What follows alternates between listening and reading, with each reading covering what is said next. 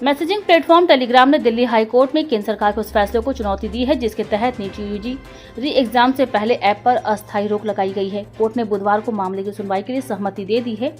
National testing agency ने मंगलवार को सरकार की तरफ से टेलीग्राम पर बैन की जानकारी दी थी। ये रोक 22 जून 2026 तक लागू रहेगी। टेलीग्राम का मैसेज एडिटिंग फीचर भी 30 जून तक बंद किया गया है। टेलीग्राम सीईओ ने सरकार के फैसले की आलोचना की है। उन्होंने कहा कि इस फैसले से भारत के 15 करोड़ से ज्यादा टेलीग्राम यूजर्स को सजा मिली है, न कि उन लोगों को जिन्होंने पेपर लीक की थी। इस बैन से कुछ भी नहीं रोकेगा, लीक करने वाले दूसरे ऐप्स पर शिफ्ट हो जाएंगे। पीएम नरेंद्र मोदी ने G7 समिट के पहले दिन हॉर्मुज स्ट्रेट में भारतीयों की मौत का मुद्दा उठाया। आउटरीच सेशन में मोदी ने कहा कि हॉर्मुज स्ट्रेट में कई भारतीय नागरिकों ने भी अपनी जान गंवाई है। वैश्विक समुद्री व्यापार के जरिए देशों को जोड़ने वाले नागरिकों की सुरक्षा हमारी जिम्मेदारी है। मोदी ने फ्रांस के अभियान में कहा, हॉर्मुज स्ट्रेट से होने वाले समुद्री व्यापार में रुकावट का वैश्विक अर्थव्यवस्था पर भी बुरा असर पड़ा है।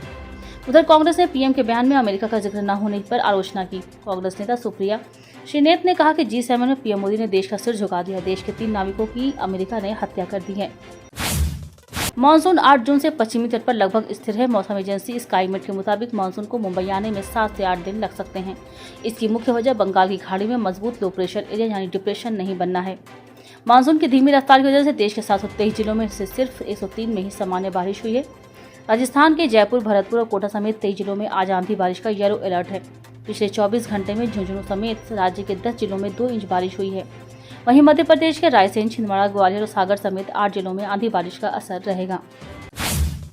अमेरिका ईरान समझौते के बीच अमेरिकी खुफिया एजेंसियों ने नई चेतावनी दी है। एक रिपोर्ट के मुताबिक जंग के बाद ईरान पहले से ज्यादा ताकतवर हो गया है। खुफिया एजेंसियों का आकलन है कि अब ईरान अब चाहे हॉर्मुज को बंद कर सकता है। रिपोर्ट से परिचित 3 सूत्रों ने बताया, युद्ध के बाद ईरान के पास वैश्विक अर्थव्यवस्था को नुकसान पहुंचाने की एक और नई ताकतवर क्षमता आ गई है। रिपोर्ट में यह भी कहा गया कि अगर परमाणु बातचीत टूटती है तो यमन के हूती विद्रोहियों के जरिए बाबा अल मंदेब स्ट्रेट में भी संकट पैदा कर सकता है। ऐसे में दुनिया के 2 बड़े समुद्री व्यापार मार्ग एक साथ प्रभावित हो सकते हैं। अमेरिकी राष्ट्रपति डोनाल्ड ट्रंप ने ईरान को 28 लाख करोड़ रुपए देने की बात को फर्जी बताया है। उन्होंने मंगलवार को ट्रुथ सोशल पर लिखा कि यह विपक्षी पार्टी डेमोक्रेट्स की तरफ से फैलाई गई झूठी खबर है। दरअसल न्यूयॉर्क टाइम्स की एक रिपोर्ट में दावा किया गया था कि समझौता होने पर अमेरिका ईरान को आर्थिक मदद के तौर पर करीब 28 लाख करोड़ रुपए का पैकेज देगा।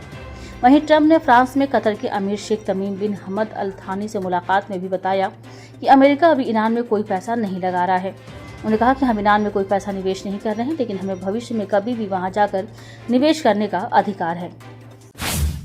G7 देशों ने अमेरिका ईरान के बीच समझौते का समर्थन किया है। बैठक में नेताओं के पीस डील को क्षेत्रीय स्थिरता के लिए महत्वपूर्ण बताया। हालांकि समूह ने युद्ध से वैश्विक अर्थव्यवस्था पर पड़ रहे असर को लेकर सीधे तौर पर कोई ठोस कदम घोषित नहीं किया।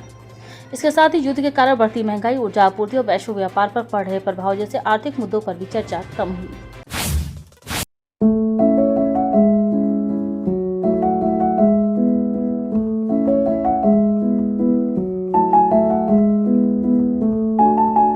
सोने चांदी के दाम में 17 जून को गिरावट है। India Boolean and jewellers association के अनुसार 1 किलो चांदी 744 रुपए गिरकर 2.48 लाख रुपए पर आ गई। इसके पहले इसकी कीमत 2.49 लाख रुपए प्रति किलो थी। वहीं 10 ग्राम 24 कैरेट सोना 558 रुपए गिरकर 1.50 लाख रुपए पर आ गया है। एयर इंडिया ने चुनिंदा घरेलू रूट्स पर एक नई बेसिक किराया कैटेगरी की शुरुआत की है, जिसके तहत यात्रियों को कम कीमत में सफर करने का ऑप्शन मिलेगा। इकोनॉमी क्लास टिकट में मुफ्त भोजन शामिल नहीं होगा, हालांकि यात्रियों को मुफ्त चाय या कॉफी दी जाएगी। एयरलाइन ने एक बयान में बताया कि इस किराए को अभी ट्रायल बेसिस पर शुरू किया गया है, जो इन यात्रियों को ध्यान में रखकर तैयार किया गया है जो कम खर्च में यात्रा करना चाहते हैं। अर्जेंटीना के स्टार फुटबॉलर लियोनेल मेसी ने बुधवार को फुटबॉल वर्ल्ड कप में अपने करियर की पहली हैट्रिक लगा दी है। ये मौजूदा वर्ल्ड कप की पहली हैट्रिक भी है। मेसी की यह हैट्रिक खास मौके पर आई है। उन्होंने आज ही के दिन 17 जून 2006 में फीफा वर्ल्ड कप में अपना पहला मैच खेला था। 38 साल के मेसी ने 17 में, 60 में और 76 मिनट में गोल दागे। वे 78 मिनट के गेम के बाद मैदान से बाहर चले गए। कैंसस सिटी के एरोहेड स्टेडियम में मेसी के दमदार प्रदर्शन से अर्जेंटीना ने ग्रुप जे के मुकाबले में अल्जीरिया को 3-0 से हराया। मेसी अब तक 11 इंटरनेशनल हैट्रिक लगा चुके हैं।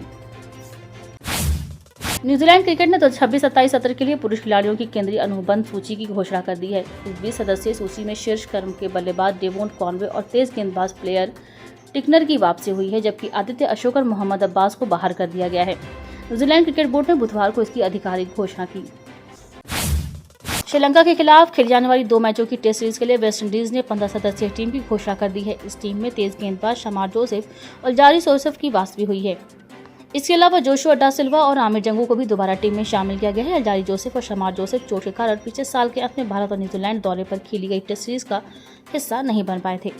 दोनों खिलाड़ियों ने अपना पिछला टेस्ट मुकाबला घरेलू मैदान पर ऑस्ट्रेलिया के खिलाफ खेला था। वेस्ट इंडीज की टेस्ट टीम रूड स्टोस्टन, Chase, Jomel Warrican, John Campbell, Tagenarine Chanderpaul, Joshua da Silva, Justin Greaves, Kavem Hodge, Shai Hope, Amir Jangoo, Alzarri Joseph, Shamar Joseph, Brandon King, Anderson Phillip, Kemar Roach और Jayden chills. Madhya Pradesh सरकार राजधानी भोपाल में दूसरी global investor summit आयोजित करने की तैयारी में जुट गई है। प्रस्तावित कार्यक्रम जनवरी 2027 में आयोजित किया जा सकता है। उद्योग विभाग और मध्य प्रदेश औद्योगिक विकास निगम ने इसकी प्रारंभिक तैयारियां शुरू कर दी हैं। पिछले समिट में प्रदेश को 30.77 लाख करोड़ रुपए के निवेश प्रस्ताव प्राप्त हुए थे, जबकि इस बार निवेश प्रस्तावों को आंकड़ा और अधिक रहने की उम्मीद जताई जा रही है। भोपाल में जनजाति सुरक्षा मंच ने प्रेस वार्ता कर दिल्ली में आयोजित जनजाति महाकुंभ को ऐतिहासिक बताते हुए उसकी उपलब्धियों और केंद्र सरकार द्वारा किए गए आश्वासनों की जानकारी साझा की। मंच के सदस्य प्रकाश उइके ने बताया कि देश भर की 500 से अधिक जनजातियों के करीब 2 लाख लोगों ने इस महाकुंभ में भाग लिया, जहां प्रधानमंत्री नरेंद्र मोदी, राष्ट्रपति और केंद्रीय गृह मंत्री अमित शाह ने जनजाति समाज की बात सुनी। उन्होंने कहा कि गृह मंत्री ने जबरन धर्मांतरण पर सख्त कार्रवाई और मूल जनजातीय पहचान की सुरक्षा का भरोसा दिया है। नीट परीक्षा के आयोजन के लेकर मुख्यमंत्री मोहन यादव ने कहा कि नीट परीक्षा को लेकर मध्य प्रदेश सरकार लगातार केंद्र सरकार के संपर्क में है। परीक्षा के सुचारू एवं पारदर्शी आयोजन के लिए उन सभी व्यवस्थाओं पर विशेष ध्यान दिया गया है। साथ ही राज्य सरकार परीक्षार्थियों के आवागमन सहित आवश्यक सुविधाओं के लिए भी व्यापक प्रबंध कर रही है, ताकि उन्हें किसी प्रकार की असुविधा का सामना न करना पड़े।